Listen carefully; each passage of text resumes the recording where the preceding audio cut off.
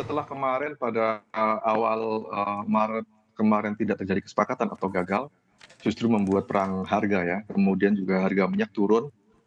Kalau kita lihat UK Oil atau Brent itu turunnya, cukup cukup dalam, hampir 20 sampai $22, kemudian juga WTI turunnya sampai ke $19, meskipun sekarang sudah mengalami apresiasi. Karena hari ini kan ada pertemuan OPEC Plus ya, dan kita harapkan hari ini lebih banyak, outlook positif. Kenapa? Karena memang komitmen dari Rusia juga sudah disampaikan juga, dia akan komit untuk menurunkan sampai 1,6 juta barel per hari ya. Meskipun targetnya tadi sampaikan 10 juta sampai 15 juta barel per hari, namun, kalau kita lihat memang ini, kuncinya ada di US juga, karena memang US, Rusia maupun Arab Saudi mensyaratkan US juga harus secara mandatori, bukan karena mekanisme pasar saja yang turun dengan sendirinya, tetapi juga mandatori dia harus punya komitmen untuk menurunkan. Ini yang, menjadi faktor resiko dari pertemuan hari ini menurut saya ya. Karena, kalau kita lihat, spirit dari Rusia maupun Arab Saudi dalam posisi yang berkomitmen untuk menurunkan, produksi minyak. Nah, dalam hal, terjadi resiko tersebut, apabila memang US juga, bersikukuh untuk tidak menurunkan produksi, maka ada kemungkinan kesepakatan ini bisa juga, terkendala kembali ya.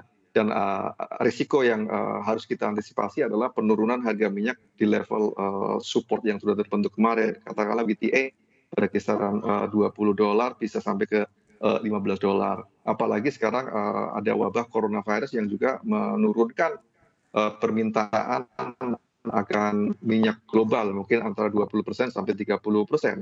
Jadi memang, ini akan menjadi suatu kritikal menurut saya. Dan, outlook-nya memang harapan kita bahwa, pertemuan ini akan membuahkan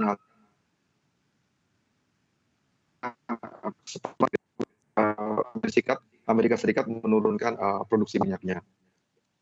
Oke, seandainya kembali terjadi deadlock seperti apa ini dampaknya ke pasar global maupun juga imbasnya ke pasar, keuangan di tanah air, Pak Fendi?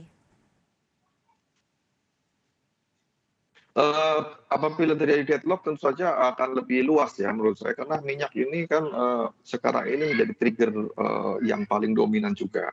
Jadi, apabila kemudian terjadi deadlock lagi maka akan berimbas ke pasar keuangan ya, terutama pasar saham, kemudian juga pasar obligasi dan, pasar, currency yang, akan jual. Namun kalau kita lihat probabilitasnya cukup tinggi bahwa ini harus terjadi kesepakatan, mau tidak mau demikian. Karena apa? Karena, sebenarnya harga minyak itu terpangkas ataupun mengalami kejatuhan, double impact. Satu karena memang perang harga ataupun belum ada kesepakatan mengenai pengurangan suplai ini, juga karena akibat dari, wabah coronavirus.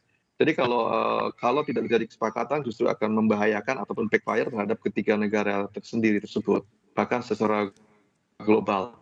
Saya pikir Pak spiritnya untuk ke arah sana, menjadi relatif kecil ya.